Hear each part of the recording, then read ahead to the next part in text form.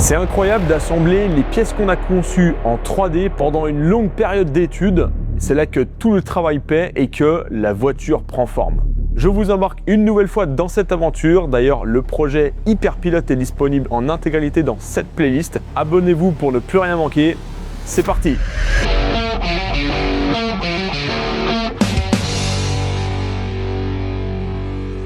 Ovoco sponsorise la vidéo et j'ai un code promo de 15% sur les frais de livraison avec le code Benjamin Workshop. Pour ceux qui ne connaissent pas encore, Ovoco, c'est une énorme marketplace de pièces automobiles d'occasion. Il regroupe des milliers de vendeurs à travers l'Europe, donc il y a des millions de pièces disponibles. On peut trouver vraiment de tout, du moteur, les pièces internes moteur, boîte de vitesse, train roulant, carrosserie, des phares, les équipements intérieurs, même les petites pièces un peu introuvables qu'on casse toujours sur nos voitures, et Ovoco l'a sûrement. Le site est super simple à utiliser, vous rentrez la marque et le modèle de la voiture et ensuite tout est classé par catégorie avec les pièces compatibles. Et le truc super cool, c'est que les photos sur le site sont les photos des vraies pièces, donc celles que vous allez recevoir très exactement. Moi par exemple, je suis client chez Ovoco, j'ai déjà commandé plusieurs pièces pour mes projets, notamment pour le moteur de l'hypercar. J'ai réussi à trouver des trucs assez improbables et assez rares.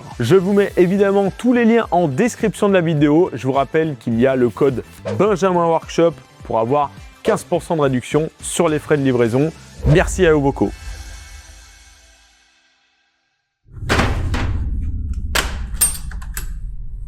Je crois qu'il n'y a rien de plus frustrant que de démonter toutes les pièces qui nous ont fait vibrer. On a l'impression de faire un pas en arrière, mais c'est tout le contraire. Ce montage à blanc, c'était une vérification indispensable pour s'assurer que tout fonctionne correctement. Et on l'a vu, tout s'est pas passé exactement comme prévu. Le souci des amortisseurs trop longs, les roulements de roues qui ne passaient pas, tout ça permet de valider ou non les pièces avant une étape sans retour en arrière. La peinture. Chaque pièce en acier que j'ai façonnée, soudée, usinée doit être peinte.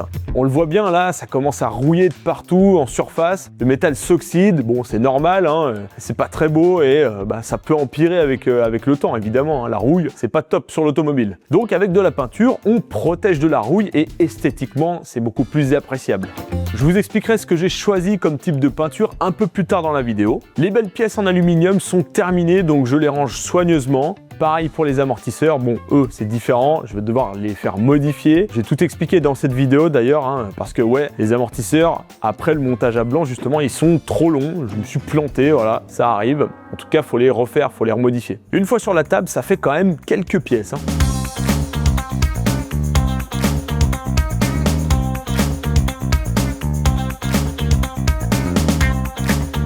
Les 4 triangles avant sont démontés et le berceau avant est vide. Vu que j'envoie tout en peinture en même temps, j'ai ressorti le berceau arrière. Et sur cette pièce, j'ai quelques trucs à vous avouer.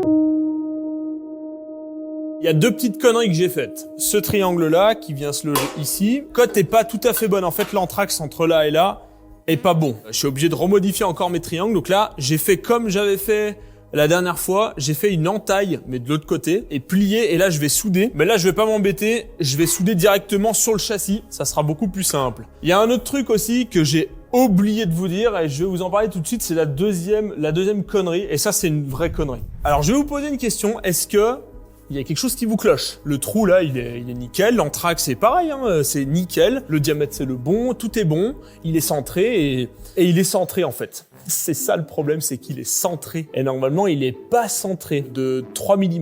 Donc normalement, il est censé être vers l'extérieur, donc plus de ce côté. Typiquement, je ne peux rien faire à part tout recommencer. Vraiment, j'ai pas envie. Pour 3 mm, c'est mort. En soi, la voiture, là, dans l'état où elle est, elle va avoir des épures de suspension modifiées un tout petit peu de 3 mm. Alors peut-être que ça va faire beaucoup pour les équipes, pour les gars de chez Michelin qui m'ont aidé. Mais voilà, j'ai pas le choix, donc je vais laisser comme ça. Et en fait, je m'en suis rendu compte parce que oui, voilà. En fait, les triangles, j'ai dû les meuler. Et ça m'embête. Mais bon, pour un gars comme moi qui a fait de la CAO, qui s'est torturé l'esprit et qui s'est dit, je vais décaler le trou pour que justement ça passe, ça fout les boules. Ça, on peut rien y faire. Mais je tenais vraiment à vous le montrer, à vous dire que voilà, je fais des erreurs aussi et que c'est normal. et bon bah c'est le jeu. Bon, maintenant que vous savez tout, on va quand même repérer une des deux boulettes, l'anthrax du triangle. Donc je soude au TIG et on est bon.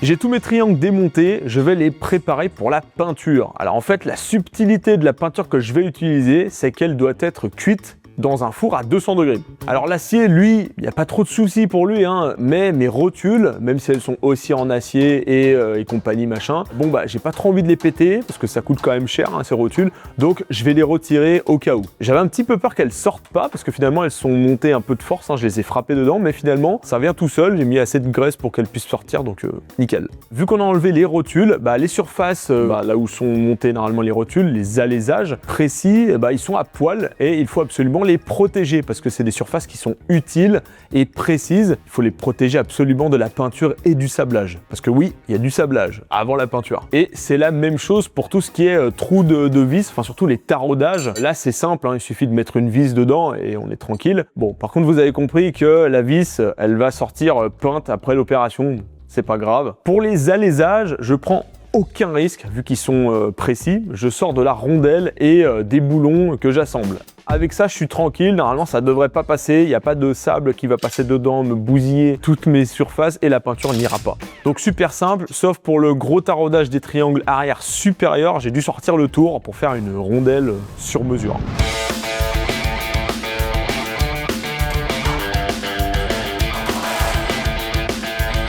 Et comme ça passe tip top. Après une multitude de rondelles montées, tous mes triangles sont prêts.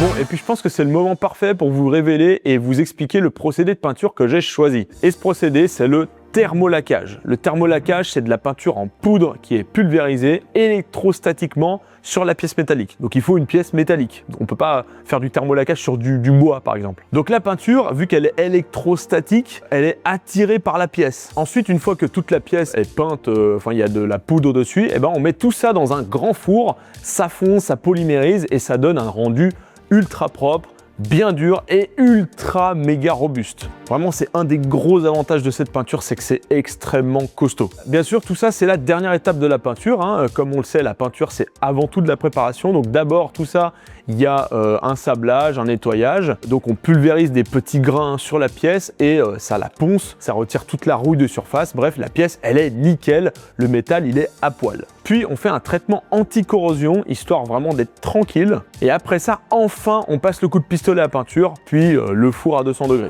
Le thermolaquage, c'est un procédé que j'avais déjà utilisé quand j'avais fait le châssis de la GT40 avec les triangles et j'en suis hyper satisfait. Franchement, c'est le top. Vous vous en doutez bien, j'ai pas de four aussi grand, ni le matos, donc j'ai fait faire la peinture par un peintre professionnel. Comme ça, c'est parfait. Il nous manque une pièce pour envoyer toute la cargaison en peinture, et pas des moindres, c'est le châssis du berceau arrière. Je l'ai tout complet, mais il est pointé et pas soudé de partout. Cette pièce, elle a été faite en plusieurs étapes. C'est la pièce en mécano-soudure la plus complexe de la voiture.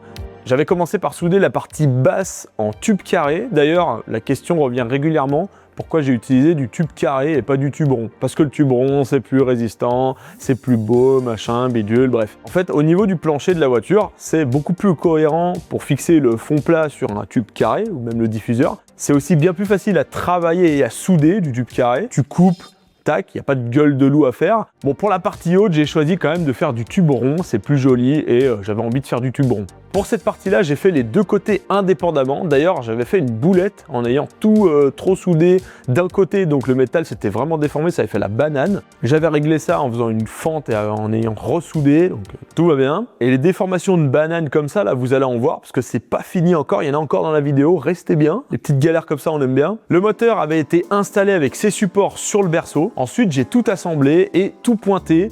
Et finalement, on en est resté là sur cette grosse pièce. Donc chaque tube est maintenu plus ou moins entre eux, pointé. Donc direction de l'espace soudure. Donc là, il faut absolument y aller tout doux, croiser les soudures et laisser reposer les endroits qui viennent d'être bien chauffés avec la soudure. C'est hyper important pour pas tout déformer et refaire des bananes partout.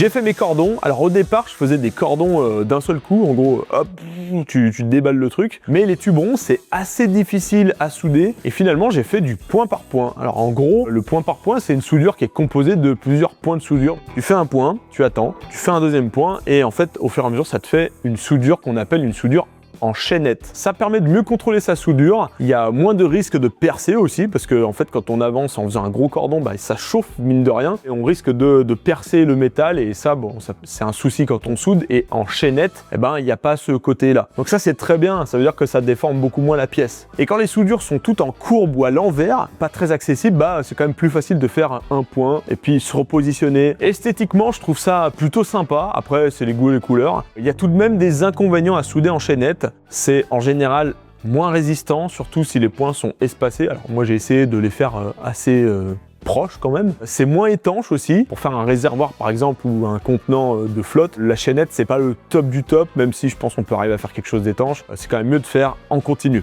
Et bien sûr le point par point, c'est un petit peu plus long à faire parce que on fait un point et on attend. J'ai mis ma pièce dans une position et le but c'est de faire toutes les soudures accessibles dans cette position. Alors je check de partout, de toute façon il faut que tout soit soudé à ce stade, donc dès que j'ai le regard porté sur la pièce, bam, je vois qu'il y a une soudure à faire, je me dis pas je vais la faire plus tard, je la fais direct, comme ça je l'oublie pas quoi. Puis je change de position, là on voit bien la diff entre une soudure en continu et une chaînette.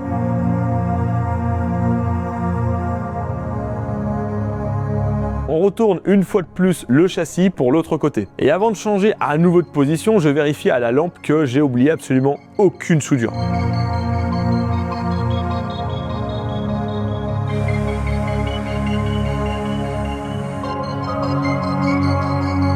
Le châssis est complètement soudé, je crois que j'ai pas oublié de cordon, il y en a quand même un petit paquet. Là, ce qui nous importe, c'est ce truc-là. Ce truc-là, c'est une pièce en plus qui est tenue par 4 vis et j'ai eu la bonne idée quand même de le laisser en place, ainsi que ce truc-là, sur le châssis, parce qu'en fait, ce qui s'est passé quand j'ai soudé tout ça, ça a tiré au niveau de cette pièce-là et aujourd'hui, les vis sont bloquées.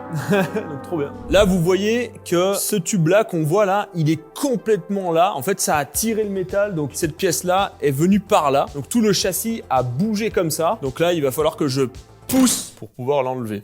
Bon alors j'ai réussi à l'enlever, j'ai fait avec un cric-bouteille que j'ai mis comme ça, j'ai demandé de l'aide à mon père, il était de passage donc nickel. Maintenant, il va falloir détordre le châssis. Pour le détordre, il n'y a pas 36 000 solutions. Un bout de ferraille comme ça, tac, je me mets comme ça, et là je me chie dessus parce qu'il va falloir mettre en tension le truc. En fait, si par exemple il manque 1 mm, je pense que c'est ça, faut aller le faire tirer plus loin pour le déformer. Sinon, on est toujours dans le domaine élastique. En fait, il va revenir à zéro et il n'y aura rien de fait. Alors, c'est super intéressant tout ça. Un matériau, donc acier, aluminium, bois, verre, plastique, etc., ça se déforme. Jusqu'à là, on est plutôt d'accord. Mais dans la déformation, il y a deux types. Il y a la déformation élastique et la déformation plastique.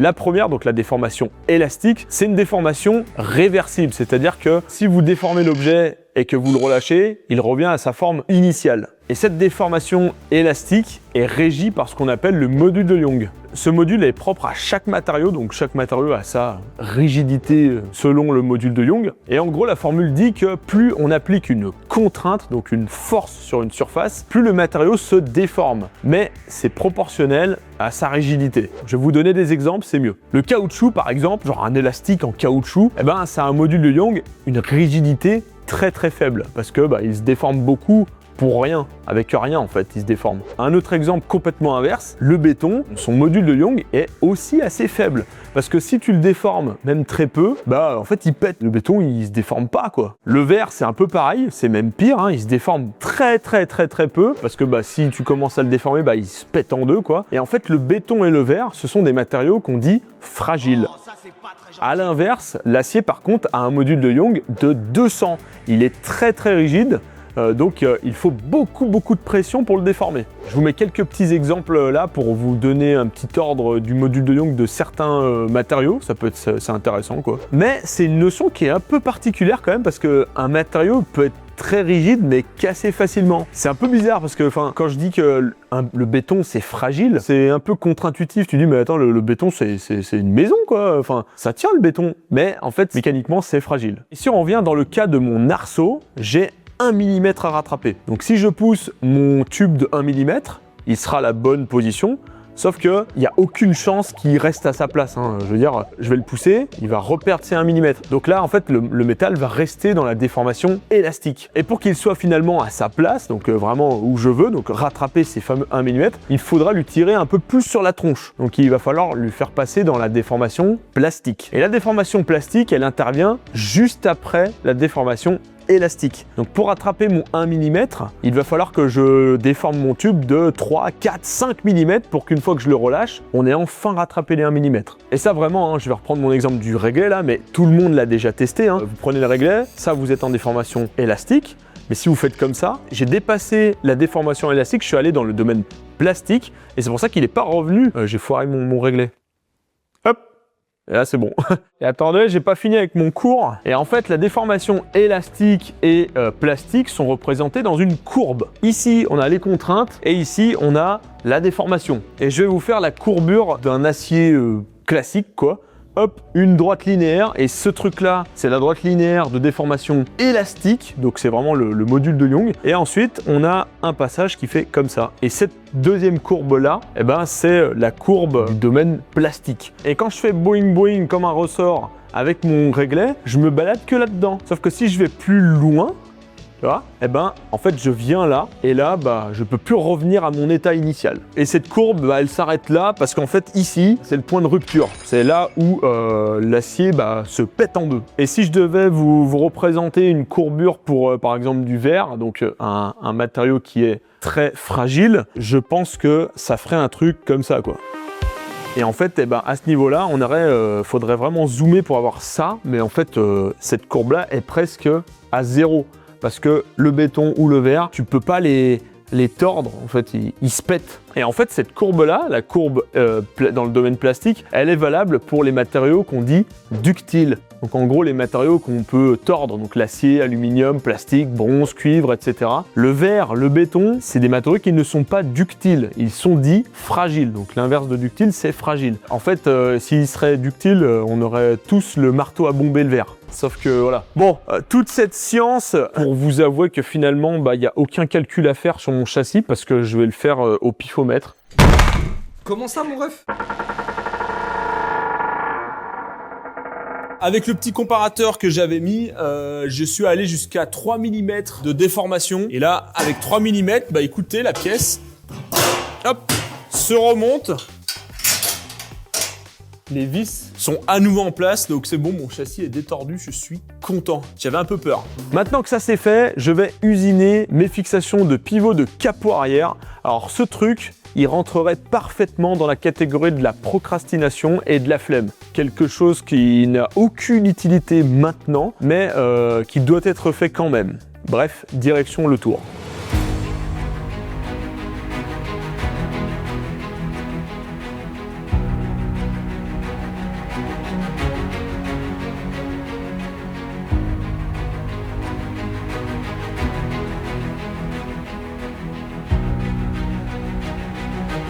Tiens, d'ailleurs, j'ai dû changer cette ampoule qui avait grillé.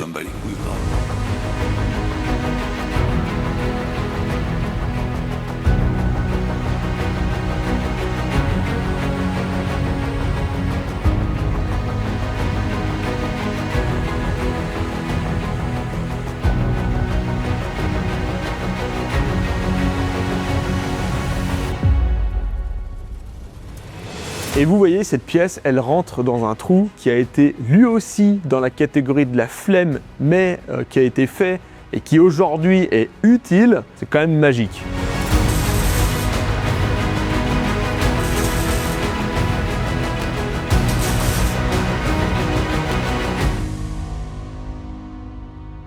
Les amis, vous êtes nombreux à avoir déjà commandé mes t-shirts sur ma boutique en ligne, donc je suis hyper content que ça vous plaise, ce genre de design. Celui-là, il se vend super bien, je suis trop content. Project Supporter, comme ça vous pourrez le dire, j'y étais au moment où il a fait sa bagnole. Et évidemment, hein, ça soutient mon travail. Tout est disponible dans ma boutique en ligne, les liens sont en description de la vidéo. Il y a aussi d'autres modèles de t-shirts, mais je ne vais pas montrer tous. Il y a ceux-là aussi, les Fox et propres, habituels.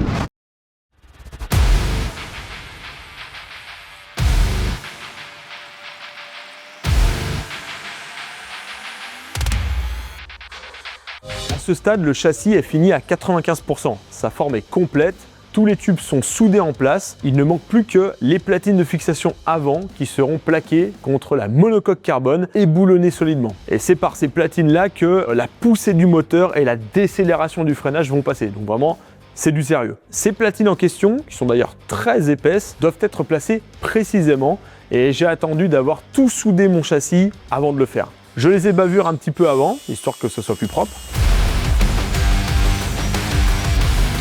Elles vont toutes être placées avec des gabarits que j'ai conçus et imprimés en 3D. Tout se clipse sur la table de soudure et j'ai vérifié quand même au réglet que toutes mes cotes étaient bonnes. Je bride solidement mes platines sur la table, il ne faut pas que ça bouge.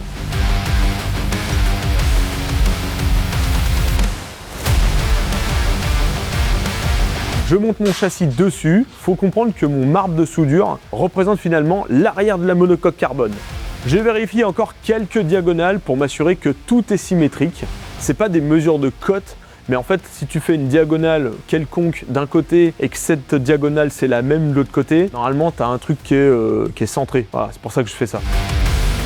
J'ai un petit souci à ce niveau-là, donc je détords mon châssis avec la méthode vérin hydraulique. Yes. Après des heures et des heures de vérification partout, et je n'exagère même pas, hein, vraiment j'ai passé une demi-journée, même une journée complète à placer mes brides et à me dire ok c'est bien mis, ok c'est bon, je peux enfin souder en place mes premières platines. Les 4 platines principales sont soudées. Maintenant vient celle de l'arceau et là ça va commencer à être pénible. Déjà je les détors un coup parce que c'était pas ça. Et en fait j'ai eu un gros compromis à faire. Quand c'était de niveau à un endroit, ça ne l'était pas à un autre endroit.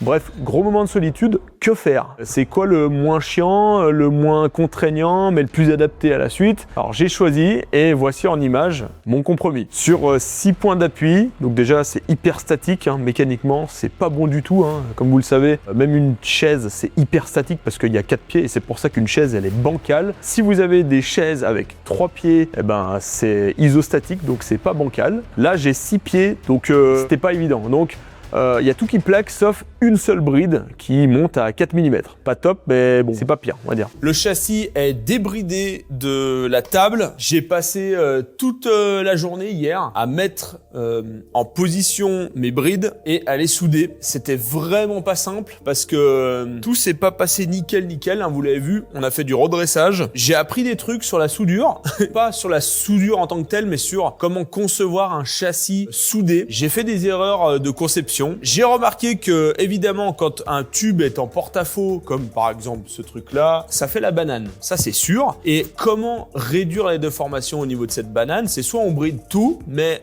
bon, quand on débride, les tensions sont toujours là, donc ça sert à rien. Donc t'as beau avoir le meilleur marbre du monde, si c'est tout bien calé, que tu soudes, tu vas débrider, ça va partir, il faudra redresser la même chose. Ce qu'il faut faire en fait, dans la conception, donc même pas au niveau de la fabrication, parce que la fabrication, de toute façon, à part essayer de réchauffer de l'autre côté, faire des fentes, faire tous ces trucs-là, ça sert à rien. En fait, il faut aller au plus loin du tube où il y a le porte-à-faux et il faut mettre une barre, quoi. C'est tout. Là, il aurait fallu mettre une barre. Là, il aurait fallu mettre une barre. Je vous le dis ça comme ça. Il aurait fallu mettre une barre ici. Mais en fait, c'est peut-être pas possible au niveau de la conception de base. Là, si aujourd'hui je le mets, ça se trouve que ça va gêner pour autre chose sur la monocoque carbone, sur les éléments qu'il y a sur la voiture. Donc, je peux pas le faire en mode improvisation. Ça se fait vraiment l'heure de la conception. Il y a des trucs en fabrication, ça se fait pas du tout. Et en conception, nos problèmes. Parce que la conception, ça se passe toujours très bien. On n'a pas autant de contraintes. En tout cas, on ne les voit pas. Mais bon, on a réussi quand même à faire quelque chose. Il y a eu des soucis au niveau de l'éclairage entre la table là et ça. Alors, c'était le bordel parce que j'ai pris au début un laser, sauf que ma table n'était pas de niveau. Alors, est-ce que il y avait j'en sais rien, ça peut venir de n'importe quoi. Donc, impossible de faire ça au laser. Donc, j'ai pris un niveau électronique et à bulle. Et je me suis aligné sur vraiment le long. Et j'avais un petit écart. En fait, si je mettais pas ces brides-là, ce tube-là, il touchait bien les brides. Sauf que si je mettais ça, et là, j'avais un petit écart. J'avais que dalle, mais ça me plaisait pas. En fait, là, hier, c'était compromis sur compromis. Alors, est-ce que je fais ça et je vais être embêté plus tard? Est-ce que ça, c'est tolérable au niveau de la conception, au niveau de la fabrication et de l'assemblage final? Est-ce que ça va pas faire chier plus tard? Donc, au pire, Je calerai. Je suis sûr que ça se fait dans le milieu. Je fais un dernier retournement de pièces pour finir mes soudures. Je croise comme d'habitude mes soudures et je fais du point par point.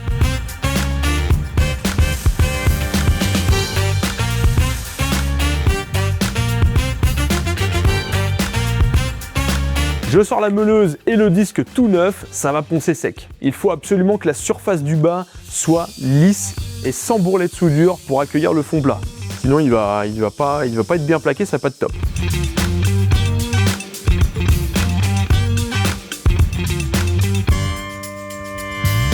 On va maintenant pouvoir s'occuper de redresser notre platine qui touche pas, qui est à 4 mm. Voilà la coupable, là, on le voit bien, hein, il y a un espace et c'est pas bon. Je bride tout sur la table et je cale les tubes pour qu'on puisse déformer plastiquement notre tube avec la platine. Ça fait beaucoup de tubes dans une phrase. Pour ce genre d'opération, j'aime être avec mon père parce que lui, il a pas peur. Souvenez-vous, la GT40 et les coups de masse de mon père. Ça rigole pas. Donc, la méthode, c'est on met un étai de maçonnerie sur le plafond, on cale un cric bouteille Facom entre la pièce et l'étai, et c'est parti, on pompe, et sauvez-vous de dessous, parce que moi je suis jamais confiant, vraiment ça me fait flipper ces trucs-là, parce que à tout moment le truc part en cacahuète et tu te le prends dans la tronche, donc vraiment ne reproduisez pas ça chez vous, surtout si vous avez un plancher, parce que à mon avis vous allez faire un trou dedans. On n'a pas tout réussi, mais tant pis. Un petit peu plus de 2 mm, c'est pas grave, on calera. Oui, je choisis de ne plus maltraiter ma structure. Je montrerai des cales d'ajustement. Je pense que ça, c'est une sage décision et ça marchera très bien. Donc là, j'ai pu rattraper 2 mm sur les 4 mm qu'il y avait en trop. Et le reste, je mettrai une cale, ça ira très bien. Le châssis est terminé de souder, enfin. Donc je passe un petit coup de bourrineur et de lime électrique pour dégager un maximum de gratons de soudure avant la peinture, parce que même si c'est sablé, les gratons, il y a certains gratons qui sont vraiment collés, et le sable, c'est magique, mais pas tant que ça, quoi, donc il faut les enlever. Je fais pareil pour les autres pièces. Et sur les triangles, je fais un gros chanfrein au niveau des rotules. Je sais pas si vous vous rappelez, mais j'avais eu des soucis, ça passait très très proche. En fait, le souci, c'est les amortisseurs, mais vu que ça passe quand même très proche, je me suis dit autant meuler tout ça. En plus, c'est plus joli, donc c'est bon. J'ai toutes mes pièces prêtes pour la peinture cette fois, et elles sont parties donc 3 semaines en peinture chez le professionnel. Elles seront sablées, nettoyées, puis une couche de polyzinc contre la corrosion et la rouille. Et enfin, le fameux coup de pistolet de la peinture en poudre avant la cuisson au four.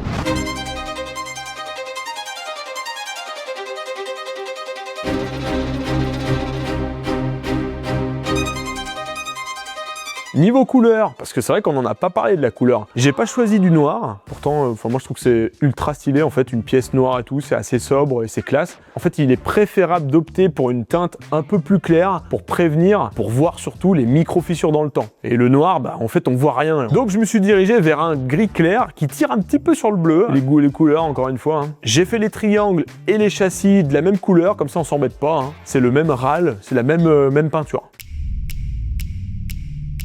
Bon les amis, je suis trop content. Je vais chercher mon châssis, mon berceau avant, arrière, les triangles avant, arrière, tout. C'est tout fini de peindre. Je suis trop content. Le gars m'a appelé là et il m'a dit que ça sortait du four. Donc ça doit être encore un petit peu chaud. Allez, on va chercher ça. Et regardez-moi toutes ces belles pièces là. Ça change tout. C'est une vraie folie. La peinture est tellement costaude que j'ai galéré pour enlever mes boulons là. J'y suis allé à la péteuse.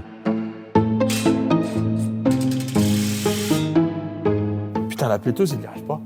On va prendre une autre péteuse. Attends, Terra. Putain, je vais tourner autour.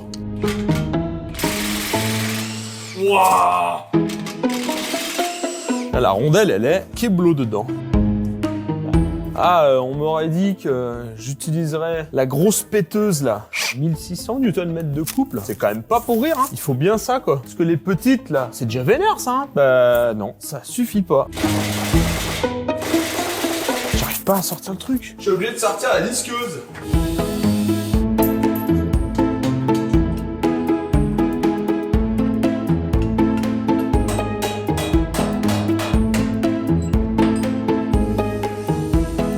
Et on le voit, je suis assez soulagé, ça a bien fonctionné mon masquage.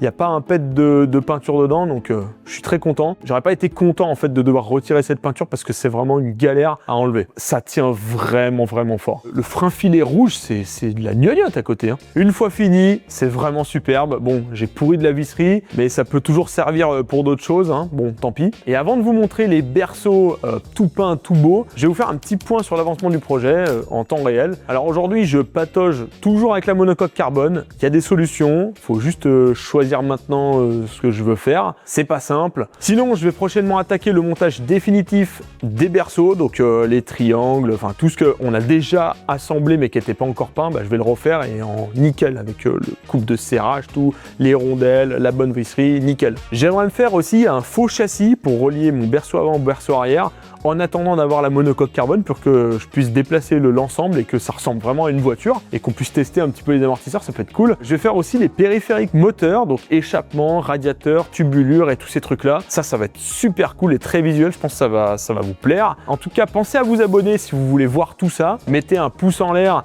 si la vidéo vous a plu, partagez-la, commentez si vous avez des questions ou des suggestions ou même des trucs à dire. Je lis tous vos commentaires. Je vous laisse avec les belles images des berceaux avant-arrière terminés et peints. Je vous dis à la prochaine. Tchuss!